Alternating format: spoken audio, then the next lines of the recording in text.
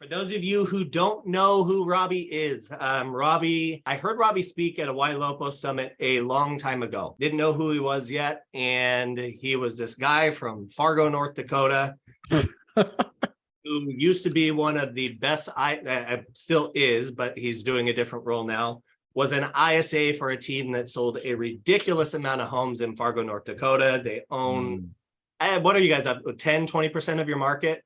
Yeah, it was about 10, 11. 11% of their entire market, which is obscene. Sold a ridiculous amount of homes. And when I heard Robby speak, I have never DM'd a dude off of a stage in my life. The very first person who I slid into their DMs was Robby. I told him how incredibly impressed I was with his presentation.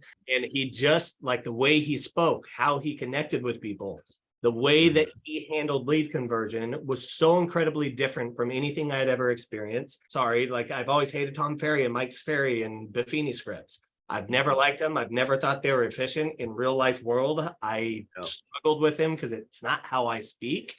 And so anyway, got connected with him. He has become a brother to me. He is our lead conversion coach. People go through coaches pretty damn quickly. He is one that as long as he'll have us, I'm never going to get rid of him because his influence on our team and on our team's ability to truly, like it's a cliche. People say, ask better questions. What does that mean? And Robby has explained it to us and he's taught our team and he's got them in a cadence that really in a market last year that was down by 65%, we grew by 100%. And it's not because we had more leads.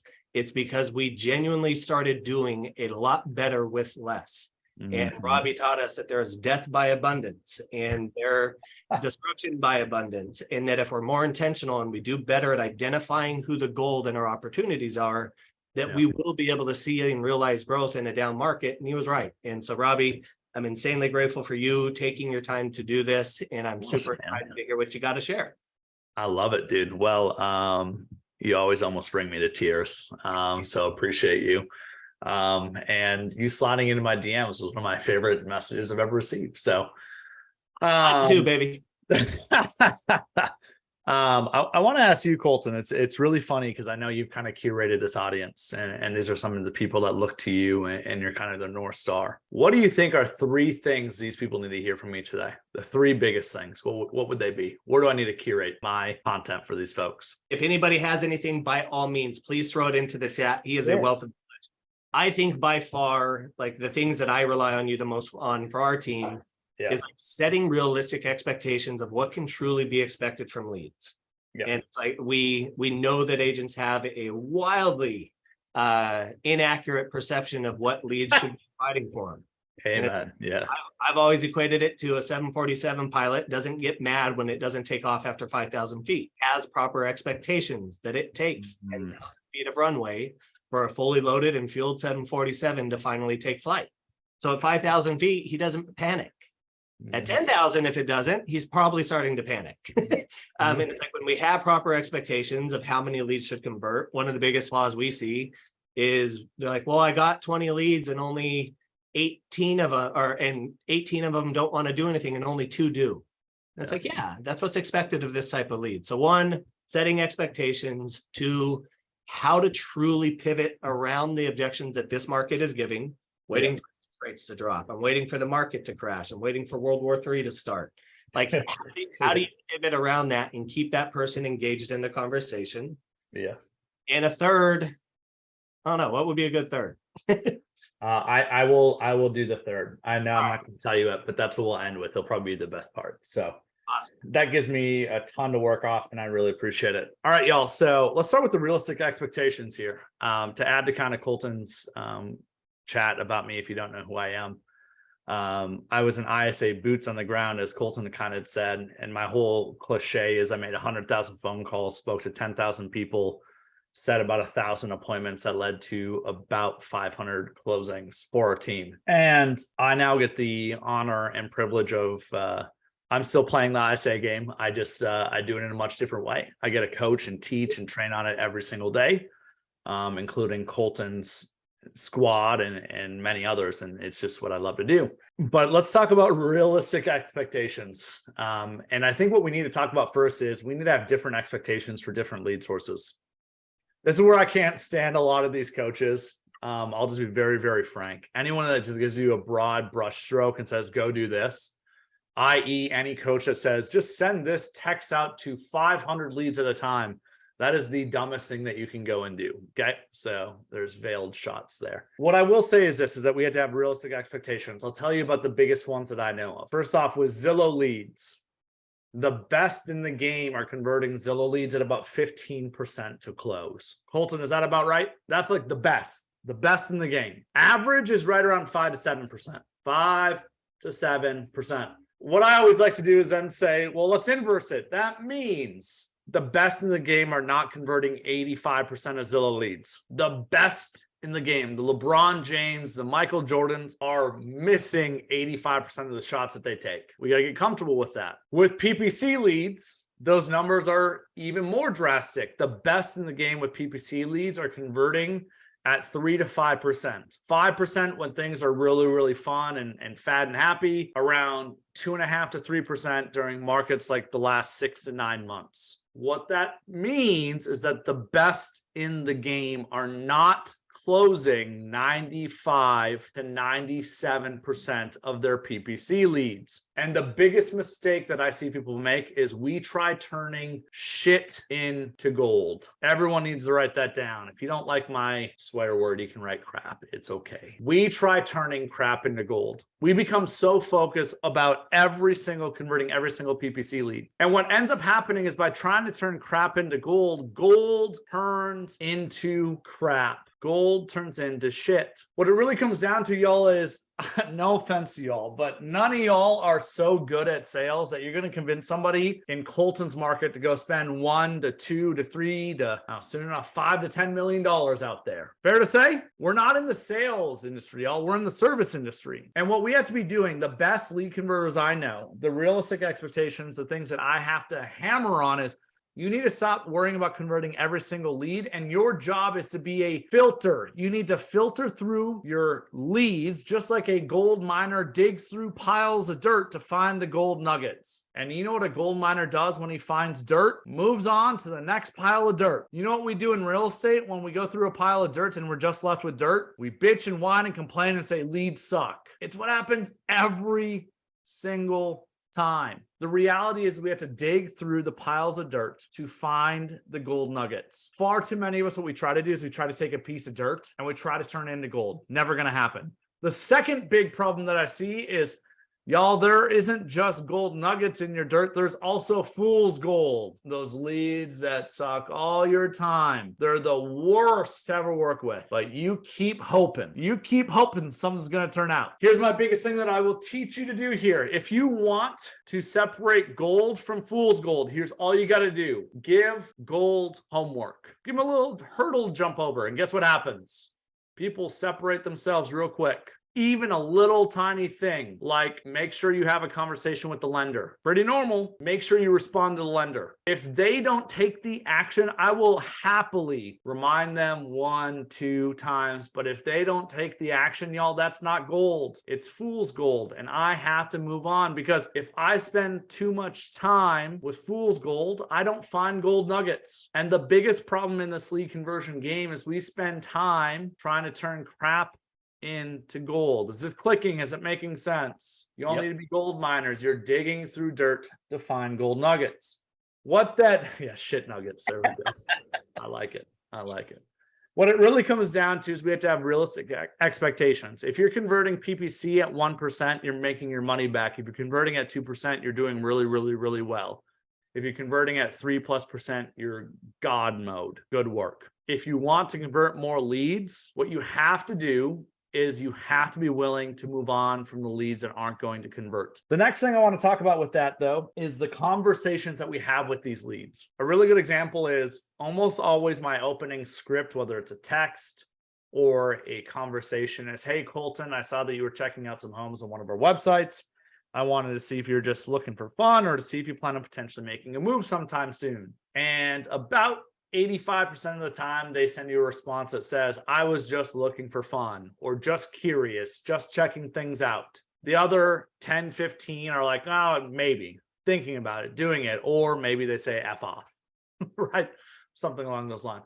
But for the most part, the most predominant thing you get is what I call a soft no. I want everybody to write that down. A soft no. A soft no is something like just curious, just checking things out, just seeing what's going on in the market. And this is where far too many of you make some fatal mistakes. The first fatal mistake is you believe them. They say they're just looking for fun, and you say, all right, no worries. Have fun. Keep using our website. Let me know if I can help. You know what I call that? Stupid. You might as well light money on fire, because that's what you're doing. Here's how I know this. Y'all, when you walk onto a car dealership's lot and a salesperson walks up to you and says, hey, what brought you out to the lot today? You're looking to buy a car? You're just kind of looking for fun? Are you looking for fun, or you thinking about buying a car? What do you say? Just looking around.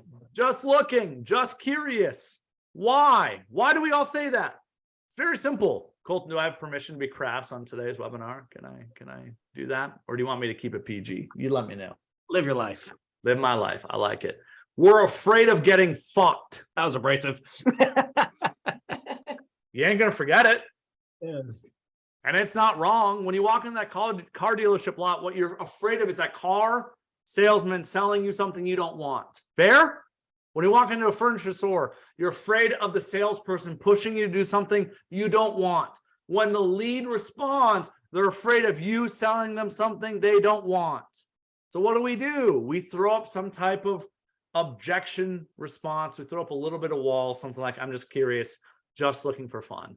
And if you believe them, you are stupid. Sorry, someone's got to keep it fat, got to keep it 100 with you. So here's what you need to be doing in this scenario is you need to turn their objection into another question. If someone says, I was just kind of curious, just checking things out, something along those lines, you know what a great salesperson does? They turn it into a question. Got it, Colton. What had you curious about cars on the lot today? Colton, what had you looking at homes? What had you curious? What had you curious? It's that simple. It's a very open-ended question. Now, almost always it leads to a couple different types of responses. It leads to another soft no, right? I was just getting a feel for the market. Another soft no. And you do the same thing. You acknowledge it. I totally love that, Colton. What had you wanting to get a feel for the market? You literally just take their answer and turn it into a question. It's not any more complicated than that. And almost always what I've noticed is 2 or 3 questions in, or during very scary times in real estate, like the last year or so, last 9 months, it maybe takes 4 or 5, but now we're seeing things get kind of back to normal, I guess you could say. We'll talk about that in a little bit. What happens is after 2 or 3 or 4 questions of doing this, that soft no morphs into a different type of response. I want you to write these down. It turns into a maybe. Well, we might be doing something when rates go down. We might do something a little bit later. We might do it a year from now. The maybes. Or it turns into a yes. Well, yeah, we're thinking about potentially selling a home. We're thinking about buying a home. We're thinking about getting a bigger home. It turns into a yes, or a yes when. I want you all to just visualize this. We got soft no's, maybes, yeses. And y'all, if somebody ever gives you a maybe or a yes, all you got to do is use tell me more. Tell me about that. What has you wanting to make a move? What had you wanting to get a bigger house? Open-ended AF, y'all. And next thing you know, they're telling you about how they're expecting twins, or mother-in-law's moving in, or some crazy ass story of whatever the hell they're looking to do. They start unearthing so many different things. Yeses, maybe, soft no's. Then we got hard no's. Hard no's are, I'm not doing anything because. Y'all, I want you to write this down. Where a lot of people go wrong is we give up on leads too early. We give up on soft no's. What you should be doing is you shouldn't stop in a conversation or stop with the lead until you get a hard no. A hard no is a justified no. I'm not doing anything because we just moved into our house. We're not moving for years. Justified. You guys see that? That's a hard no. The other form of hard no that you will get, this takes 2 forms. It's like that, where they justify it, or they're just straight up assholes. It's the fuck you, don't call me anymore. I hate your guts. I hope you die, or just really, really messed up things, because humans are sadistic and they will send you some stuff sometime because they're living behind their phones. They would never say it in real life. I've seen some leads send some weird stuff.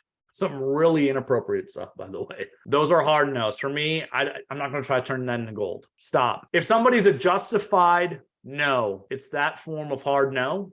It's a follow-up. It's a justified follow-up. I'm going to follow up in a couple years, or I'm going to put them on an automated plan that's going to stay in front of them for me because they're not worth my time. Or maybe it's a high school principal who's not doing anything until June of next year. Well, I'm going to follow up early part of next year. You see, where so many people go wrong in this game is we waste our time doing stupid shit. So this is a thing that Robby did, like he taught us, and it was so important. I personally have done every single thing that I now call stupid. Like doing dumb shit. I was the agent doing dumb shit. And we just learned through going through the repetitions and the processes and through Robby's coaching.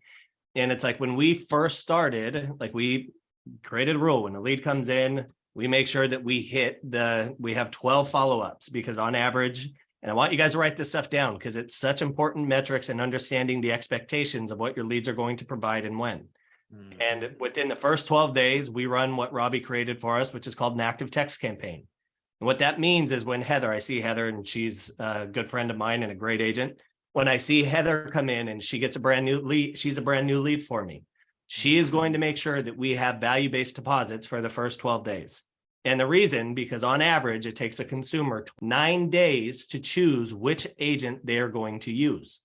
And the reason that first 12 days is so damn important is it's not going to be Heather who drives the nicest car. It's not going to be Booney who sells the most houses. It's not going to be Christian who wears the nicest suit. It's not going to be Megan who has the most years of experience. It's going to be the one relentless, persistent agent who made sure that they stayed in flow with people each and every day. And they just so happened to call on the day that the perfect house came up. And that agent will be the one who ultimately gets to walk away with the lead. And it has nothing to do with anything other than your ability to stay in flow with people and your ability to stay top of mind and to catch them at that right point. So if we know on average it takes 9 days for a consumer to choose the agent that they're going to use, let's assume that it's going to be a best practice to ensure that for those first 9 days, I'm going to be the one they're thinking of. Not doing the, hey, Jason, how you doing today? Wanted to check in and see how your home search is going on repeat for 12 damn days. We're going to try to do value-based deposits, and you're going to make sure that you're the first one to send new listings, and you're going to be the first one to send them new interest rate news. Like that first 12 days is so freaking important. And when Robby says, like, this is where we really got intentional, our leads, like, man, after 6 months, they just went to shit. Like we didn't follow up with them. We weren't doing anything. And then 47% of our lead conversion now comes 6 months after the lead was received. And Robby creates these plans. So when he says that a lead goes cold or it's a bad, and you got to follow up later on, like you have to have cadences that you're going to hold yourself accountable to follow up with somebody who's not ready. And Robby breaks it down to a follow-up A, B, C, and D. Follow-up A, 0 to 30 days. Follow-up B, 31 to 90. Follow-up C, 91 to 180. Follow-up D, 180 plus. The cadence that you communicate with a follow-up A 3 times per week, follow-up B 1 time per week, follow-up C 1 time per month, follow-up D every 60 days. And then the problem is you can have those rules built, but then we just don't do it. And like we were the idiots that just didn't do it because we didn't want to. So he has these descending cadences that make sense. But again, the reason that every 60 days, because if I follow up with Heather, because she's looking to buy in a year, every single day for 3 days a week, every single month, every single quarter, she's going to block me because I'm following up with her at a cadence that's not appropriate for her motivation or for where she's at. But like these cadences that we're talking about and these leads that he's telling you to throw away, Robby made it because he has a ton of automations that we use. When he first talked to me, I'll never forget, he goes, Colton, if I look in your CRM, I guarantee you only have 10% of that thing effectively being followed up with. And that's if you're doing a good job. And when we looked at it, we realized, oh shit, it's less than 10%. So he's applied automations for us that now 90% of that database is effectively being communicated with at a cadence that's appropriate for that lead's motivation, what their objections were, not interested, no longer looking, already bought a home. Like it's so important. And please don't discount, like when he's saying these people aren't ready today, so much of our conversion comes from those 6 months and on. You know, there's 2 things that I love. I used to play poker. Anybody a Texas Hold'em fan in here that I can bounce some stuff off of? Nobody? Not one? What the heck? What kind of crew do you got here, Colton? I don't see one person. They're like, what is Texas Hold'em? Well, there Okay. could have been people raising their hands, but they showed up to this meeting with a bag on their head and have their cameras turned off. Yeah, that's yeah. Hopefully y'all are breathing or you're all Chicago Bears fans. Okay, well, that story's not going to hit, so I'm going to have to simplify the shit out of it for you guys. Long story short, I used to play a lot of Texas Hold'em, and in Texas Hold'em, essentially what you're doing is you're thinking in terms of bets, and that's one of the best books I've ever read by Annie Duke, who's a former professional poker player. And basically what it really comes down to is the smartest people I know when to place their time and energy into certain potential outcomes. So think about in poker, right? There's certain hands that are going to win more often than others. We all agree on that, right? You probably don't know anything about poker, but when you get dealt what are known as pocket rockets or two aces, your chances of winning are much better than if you get dealt 7-2 offsuit, right? Everybody following me? Yet what happens in this game, I see real estate agents who pour the same amount of energy and time into following up with 7-2 offsuit as they do with pocket aces. And it's the same thing as in poker. If I put just as many chips on the table with 7-2 as I do with pocket aces. And you know what I do if I do that in poker? What happens to the amount of money I have? I'm broke. Guess what happens to people that do this in the lead conversion game? They're broke. They spend their time and energy on stupid things over following up with people that they don't need to be following up with. The biggest thing that I would write down, y'all, is you need to be prioritizing your time and your energy. And you need to be spending a lot less time on dirt and spending all your time and energy on your gold or potential gold nuggets. Like that's in simplest form. That's what our system teaches people to do is we try to make sure we're putting our time where we get the best ROI. And the only way I go and work down different leads is if I have time to get through them throughout the day. It's thinking in terms of bets. I'm going to put more of my time and energy into something, which is my currency, right? In poker, it's cash or chips. In the lead conversion game, y'all, it's your time and energy. Stop wasting your time and energy on things that don't yield results. Here's things that I'll tell you that don't really give you a great ROI. You're probably not going to like to hear a few of them, but I'm going to say them. Setting somebody up on a safe search. Over fucking rated in this real estate game. It's so bad. It doesn't do shit. You don't convert anything from it. Yet I see people do it. They're like, every damn lead we got to have set up on an e-alert. I'm like, cool. I have more closings from these leads than you ever had. And I set up 200 safe searches throughout my whole time as an ISA. 220, I think was the number. Now, let me draw a distinction here. I, as an ISA, would hand opportunities of people that were interested in making a move. I'd hand them over to my agents. And don't get me wrong, my agents would put them on a safe search. But if you're only putting people on a safe search and hoping they're going to click on a house and fall in love with it and want to go and view a home, stupid. You got to take the Mike Novak and the Colton approach, which is you have to set yourself up on a safe search that they're set up on. And when the right homes pop up, you have to send it to them so you stand out. I'll make sure we drive this home because I want to clarify best practices on this. Robby's a realtor. Heather's a realtor. Robby sets herself up on a search. Heather sets herself up on a search. If I'm going to get a hold of any of you guys, how do I get a hold of you? What's the highest likelihood that I'm going to get you to open up my message to you? If I send you an email or if I send you a text message? It's a text message. We all know that. You look at your text messages. Always text. 95%. Yep. Every single day, Robby wakes up, and I get it. We're not morning people. A lot of us are realtors. But we got to sleep in and we like to stay cozy in bed. And I understand. But every single day, Robby sends his, some days at 3 p.m., some days at 6 p.m., some days at 2. But Heather, every single morning at 8 o'clock in the morning, the very first thing she does when she gets the new list is she goes through that list and goes and identifies the perfect homes that fit exactly what they're looking for. Robby, it does the same thing, but it's at 2, it's at 3, it's at 4. Heather does it every single day. I'm getting up for my coffee and I get a text message from Heather. And it's, hey, Colton, take a look at this home on 123 Elm Street. It's got the 4th bedroom you were looking for, the 3rd car garage. It's got the pool in the backyard. Pay special attention to a specific property. And then also there's another one I think you're going to like on 123, 4, 5, 6, whatever it is. Yep. But most of us, even when we're texting, there's layers to this shit of how effective it is. Email, dumb. Don't even do it. Text message, wildly effective. But if I have Jason send a text message and he does what I used to do, which was really dumb. Hi, Jason, here's a couple properties that fit the criteria that we had discussed. Take a look. And if you have any questions, please let me know. Yeah. And it's a link.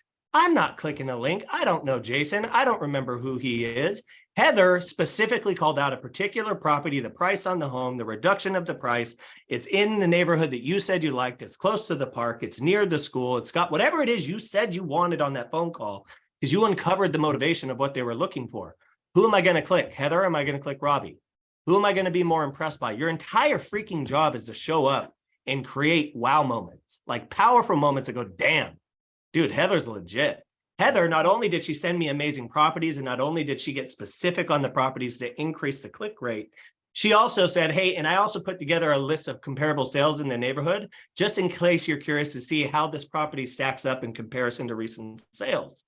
Robbie goes, hey, Colton, just let me know if you have any questions. Fuck you, Robbie. I'm not using you. You're the Vanna Whites of the world. You're the dipshits of the world that do nothing but walk through a house and say, here's a kitchen. They know what a kitchen is. They don't need you to point it out. What they do need is you to call out things that are actually going to magnetize you to them and go, damn, this person showed up today. This person knew information. And then don't, whatever, I'm not even going to go into that. We can go into all the dumb shit realtors do. Wait, but Colton, to be clear then, so in that example where it's like Robbie's the Dana White or the Vanna White, they're both sending a link, right? Just one's just like, hey, check this out. And the other one's more like in depth and like a lot of different things. It depends. So yes, they're both going to send a link. I can't wait for the day that a Sierra does the preview. Like if I sent you a Ford F-150 today, it's going to show you a preview of a Ford F-150. If Robbie's not clicking into my link, and you should have a system that's identifying that, I'm then going to, or if I'm not getting responses, I'm then going to go to 123 Elm Street that had the 4th bedroom and the 3rd car garage listed at $199,000. I'm going to screenshot the Zillow homepage and the screenshot the best photo with the address and the price. And I'll send a screenshot and say, Robbie, look at this home. And then send the link right under it to get more people to click in. And I get it. People are like, well, it takes so long to do it. We know you have to separate yourself from the dipshits. And if you're not, don't bitch and complain that the leads aren't converting. Again, you have to give your time and energy to your gold nuggets. And you taught me this, Robbie, and I'm going to steal it. There's effective and there's efficient. Efficient is emails, auto campaigns, ISAs, virtual assistants in the Philippines calling your leads. It's cheap. It's effective. It does the task and checks the box, but it's not fucking effective in any way, shape, or form. Effective is you being intentional, identifying the pain points, making sure that you're solving to those pain points. If they talk about like, dude, mortgage news, like guys, there you should have the ability every single day. A great headline pops up. CPI report came out. Interest rates are going to respond very nicely as we go into this summer. It's important that clients understand what that means in a limited inventory market. There is articles everywhere. You should be recording videos, sending those videos to your clients as a follow-up, as a value-based deposit. But I don't like video. Then don't do it. I will, and I'll convert your leads. Like we have to start being more effective and not being more efficient. There's a thing here that you guys gotta like. This is the scariest thing in the world to me. I get excited about it, but some people should be terrified. And it was back in 2012. They're expecting this year, what was it? 4 million sales is what that Tom Ferry slide showed. 2012, there was 4 million real estate sales in the United States. 2023, they're expecting 4 million real estate sales in the United States. The difference is there was 900,000 of us back in 2012, and today there's 1.6 million. And if you don't wake the fuck up and start trying to be intentional about your process, improving the KPIs that lead to amazing conversion, and if we don't try to create these powerful moments, they're going to magnetize us to our leads, you will be the huge proportionate, the disproportionate amount of people that are going to fail out of the business. What it really comes down to, Colton, is you become forgettable. That is what's happening right now. And if you're forgettable, you don't have mind share. And it's why 85 to 90% of people don't go and repurchase with the same agent they purchased with. Yeah. That's always been the problem. Always has been, always will be. The reality is most of those people are doing the bare minimum to get results. Colton, you hit on efficient versus effective. When you're sorting through dirt, be efficient. when you find gold nuggets, be effective. Take as much time as you need. And what it really comes down to, you named something, Colton. You talked about how you need to be sending that message. And just sending a message isn't the same as sending a customized message. Hey, this backyard's going to be killer for you and your kids. Yep. Or for you. And if you know the kid's name, drop it in there. It's that little shit that matters. And I want you to write down 2 words. It's specificity and intentionality. Be specific. That's how you show someone that what you're doing isn't efficient, but it's going to be a hell of a lot more effective. And y'all, these are the things that don't scale. It sucks. I'll be honest. They just don't scale. That's why most people don't do it. But these are the things when I look at the people that are creating the best real estate businesses that convert leads at the highest level. It is people doing things that don't scale, but they're doing it with the right people. Now, don't do this with everybody. Yeah. You shouldn't be doing it with dirt. You shouldn't be doing it with fake gold, fool's gold. Why? You will burn yourself out. You will die. You'll be so freaking burnt out. What it really comes down to is you have to get really focused on sorting through dirt versus gold. It's about bandwidth. When we went through the market we were in, and this is one of the best things you ever told us, there's destruction by abundance. Yeah, we had 1 billion people that wanted to work with us, but we didn't have the ability to pay attention to them so we could give them the intentionality and specificity that you just said is necessary. And that's why conversion dropped. But then when leads became fewer and further in between, we now had the time to pay more attention, to be more intentional, to try to create powerful moments, to remember the little details about little Kimmy and Karen, and they're trying to be close to school and that they need an extra bedroom and they need that 3rd car garage, or like whatever it may be. Now we remember those details. We have the time to look for them. We have the time to be that specific in the follow-up. And it is literally that, just making sure you're creating the specificity behind it. It's what separates you from the average dipshit saying, hey, let me know if you see any houses you want to see. And Colton, people that did that, when this shift happened, their businesses are growing. They're not struggling. They didn't struggle for 3, 6, 9, 12 months like so many people did. You know what my biggest fear is, y'all? I'll be very frank. And Colton, I'm going to talk about this when we're at Coeur d'Alene. My biggest fear is that because the market isn't as painful as it was 3 months ago, things are improving. Everybody else seeing that, by the way, it's nowhere near as painful as it was 6 months ago. You're seeing more sales and you're seeing home sales happen. That's statistically happening in the United States. My biggest fear is that we're going to get soft again. We're going to stop doing the right things because the game gets a little bit easier. And what we have to do during times like this is separation season. You keep doing the right things over and over and over. And y'all, if you don't have the bandwidth personally, you need to hire other effing people to help you grow your freaking bandwidth. You have to leverage yourself. You have to have other people that can come in and help you. Virtual assistant in the Philippines. Yeah, it doesn't mean you get what you pay for, y'all. It's always been that way. You hire somebody in 5 minutes, guess what? They're going to give you 5 minutes of leverage. You have to take your time to hire the right people to come in and help be extensions of you. That's just how the world works. But I'm so freaking afraid now that things aren't as painful that people are going to get soft again. Because things are getting easier. More people are raising their hands.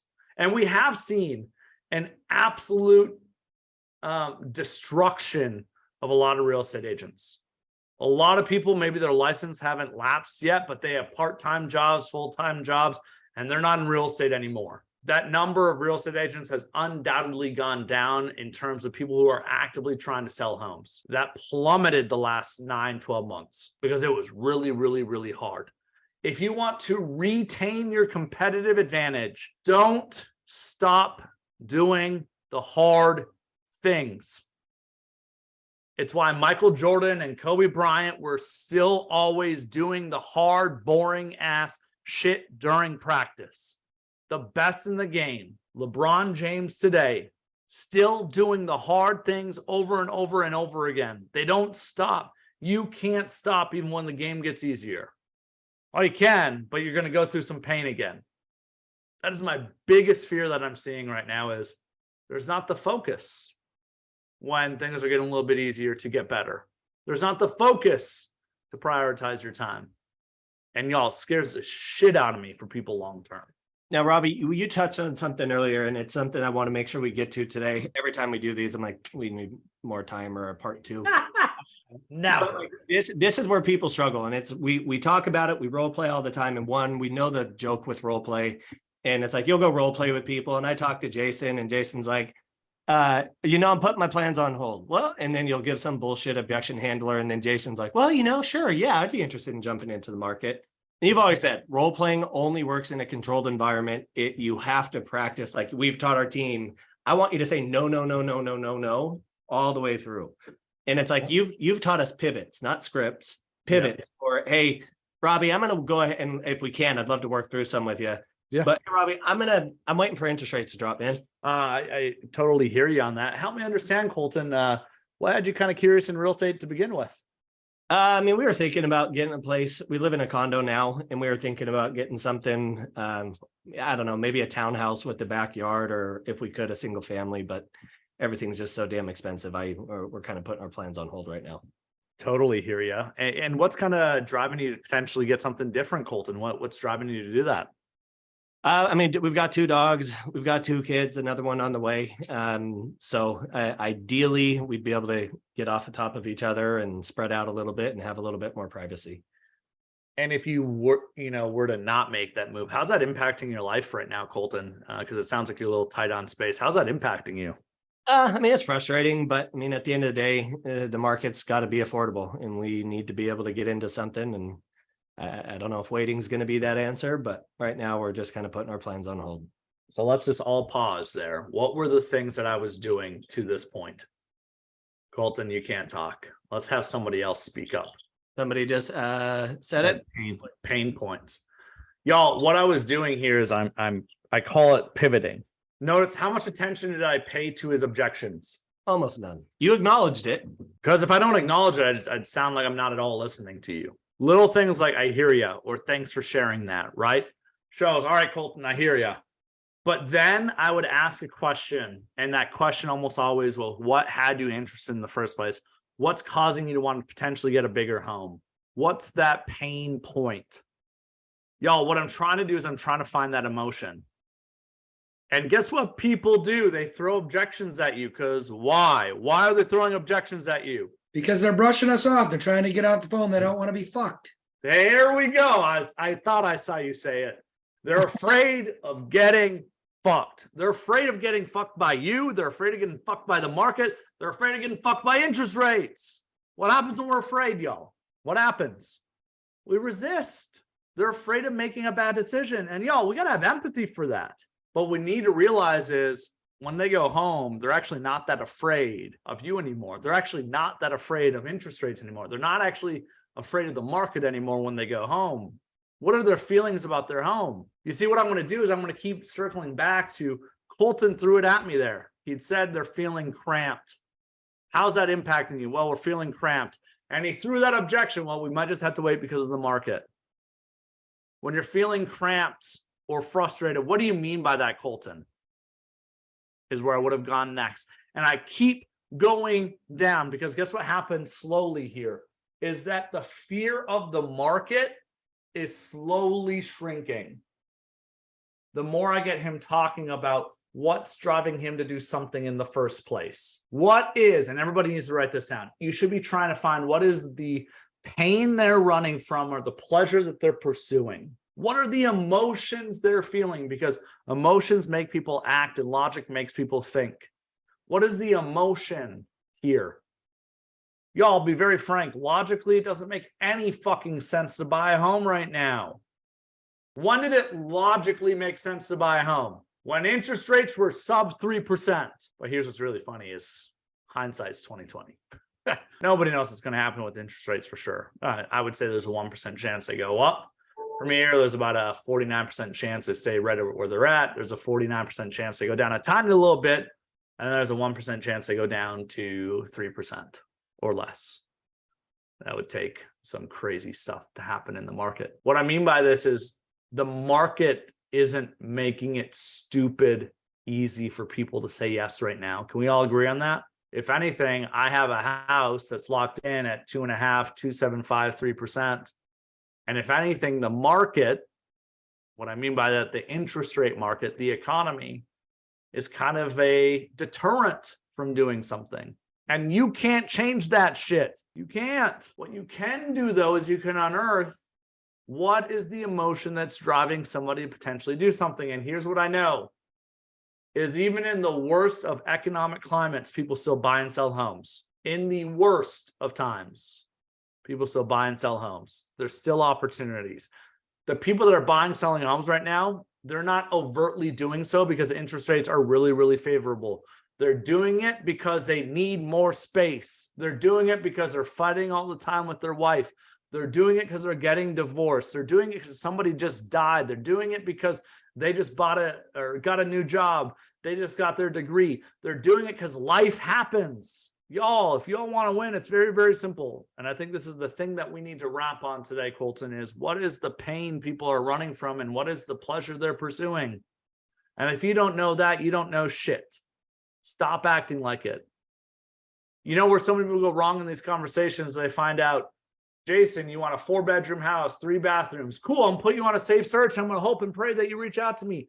Fuck off. It's the dumbest logic in the world. If I treated Jason like that, Jason doesn't, I'm very forgettable.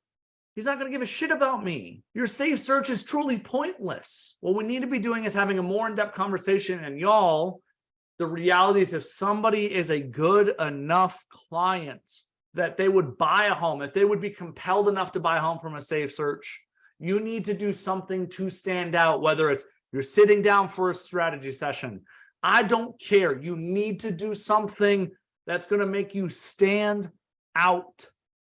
Setting up a safe search and doing the bare minimum is going to get you minimal results. Zillow sets up a safe search and they trust Zillow a shit ton more than yours. Yeah. They got billions of dollars of brand equity. You ain't got shit. I want to point out, because here, Robby, this is like where we had a huge impact when he said, all right, because he's asking questions and he'll say, okay, I totally understand. Like his next pivot will be, Colton, if I were able to find you a home, it's got that extra bedroom, it's got that 3rd car garage, it's got the bigger backyard, whatever it is, whatever he said in this whatever I said in this conversation, if that perfect home came available, would you be interested in taking a look at that, or would you miss out on the opportunity?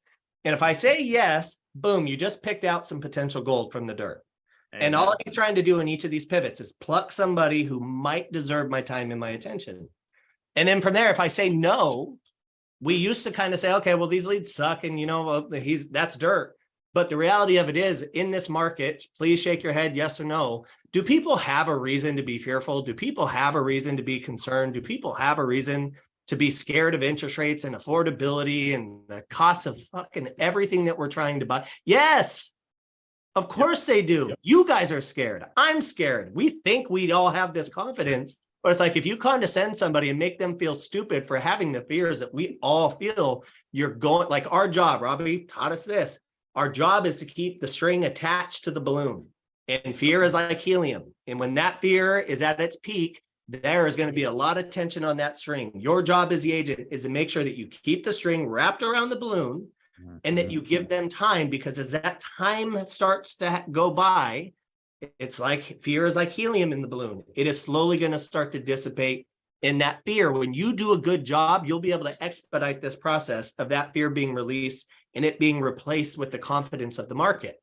So we'll say, Jennifer, I totally get it. There's a lot of dust up in the air right now. When that dust starts to settle and you become more confident in the direction of the market, would you consider revisiting your home search? And if she says no, you probably got some fucking dirt that you can then rely on your automations to try to generate life to in the future. But if she says yes, now I've got Jennifer, who I know is fearful of the market, and I know what she's looking for. And now I'm going to do a great job. I'm going to use Stephen Thomas, an economic report. I'm going to use Barry Habib. I'm going to use Keeping Current Matters. And I'm going to use these articles. I'm going to tag her scared, and my future follow-ups are going to be making sure that I'm making deposits that are going to expedite the release of that fear. And it could be about interest rates dropping. It could be about market conditions. It could be about price appreciation. Whatever it is, I'm going to follow up with Jennifer and say, hey, Jennifer, I know you've got your plans on hold right now, and this is on the back burner. However, I just read this article, and it reminded me of the conversation we had last week about the market. I think there's a lot of valuable information in here for you. It's going to be a value-based deposit that is not going to be the dumb shit that every realtor does and go, hey, Jennifer, I know we talked a couple weeks ago and you're putting your plans on hold. I just want to check in with you and see how your home search is going. I said, I'm not searching for a home. Use value-based deposits that are going to be specific and tailored to that client's concerns and fears, because you can turn the shit, but it takes time. And if you think that one deposit is going to turn it, you're wrong. It's going to take a series of frequent and consistent staying in flow with people that eventually their fear will be released. And your job is just to be sure that your string was tied to that balloon and you're the one that gets to catch that opportunity. But what you all do, and what a lot of us do, is we then go try to contradict their opinion and we try to battle their emotion with our logic about the economy and economists and market projections and forecasts. And all you do is take that string when they're the most fearful and you cut it. And that balloon is gone and you will never get it back. Colton, somebody had asked a question here that I want to make sure we answer before we get off. Yeah. How do you keep someone who on the phone is obviously trying to rush off? The first thing that I would say is sometimes you need to just not give a shit if they don't want to talk. Like, just don't give a shit. This is a part of it. Like, again, what percent of PPC leads do you need to convert to be average? 1, what percent do you need to convert to be God status? 3 to 5. That gives a lot of room for error for somebody trying to rush off the phone. Yep. Stop trying to turn shit into gold. With that being said, there's a balance here. I think almost always being more direct. They're trying to get off the phone. I'll say, got it, Nicole. Honestly, I can tell that you're trying to get off the phone here. I just wanted to know and to see if you're thinking about potentially making a move sometime in the future. I'll just name that shit. And I found if you just name things, people actually appreciate it. Or like, oh, sorry, I thought you're another spammy person. Or sometimes they'll say, fuck no, I don't want to talk. Yeah. Cool, thank you. Like, it's just like, separate that out and don't care. Like, you can't, one of the biggest things that I've learned in all of this, if there's one big thing I hope you take away from all of this today, is don't be attached to the outcome on the individual. You can't care about the outcome. Because the moment you start caring about the outcome with every individual, is you start pushing towards it. You get sales breath, you get nervous, you get scared, and you get glasses on and you see things in a distorted lens.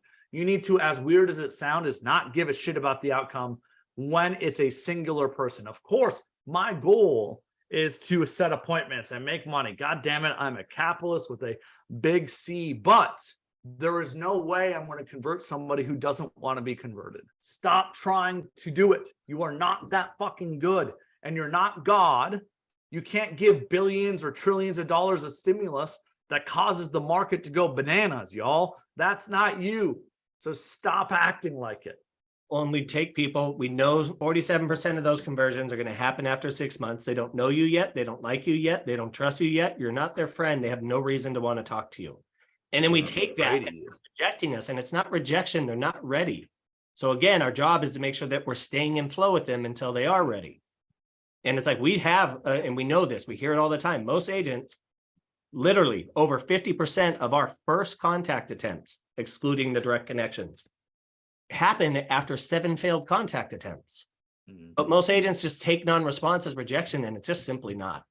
Have right expectations, stay in flow with people, be relentless, don't be concerned, don't be scared of them not liking you or what if I annoy them. You do or you don't, we will. And if you don't, I promise you, you're not going to be the one who gets the conversion. All right, Colton, I can get running. Brother. I appreciate you. And anytime you want me back, I'll do anything. You know it. Thank you, guys. See ya. Thanks, guys. Peace, y'all.